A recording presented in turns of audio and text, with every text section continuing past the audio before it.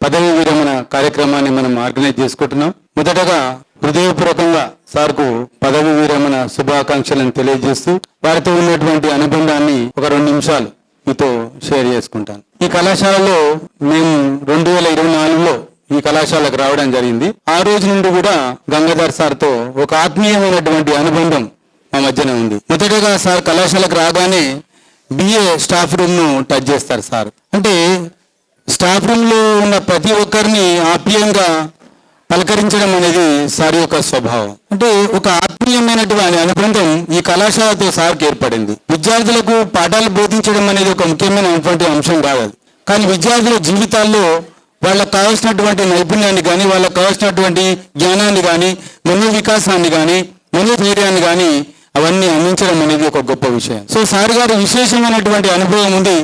ఆ అనుభవంతో ఎంతో మంది విద్యార్థుల జీవితాలకు తను ఒక లక్ష్యాన్ని నిర్దేశించినటువంటి మహోన్నతమైనటువంటి వ్యక్తిత్వం సార్ గారిది. సో నార్మల్గా పదవి విరమణ అనగానే ఒక సేవకు ముగింపుగా మనం చెప్పుకుంటాం, కానీ అది రాబోయే భవిష్యత్ తరానికి ఒక నాందిగా మనం చూసుకోవాలి.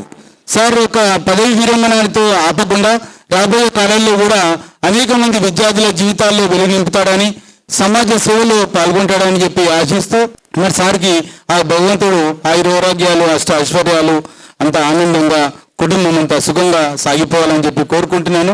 ఇంకొకటి ఏంటంటే సార్ గారు ఒక ఈ విద్యలోనే కాదు, ఒక అత్యున్నతమైన శిఖరంలో జీవితంలో కూడా సాఫల్యం పొందినటువంటి వ్యక్తి సార్.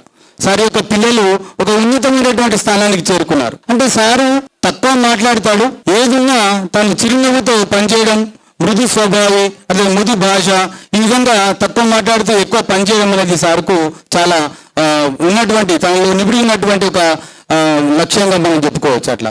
సో సారు యొక్క ఆరోగ్యం జీవితం అనేది సుఖప్రదంగా సాగాలి, భగవంతుడు ఆయనకు ఆరోగ్యాలు ఇవ్వాలని చెప్పి కోరుకుంటూ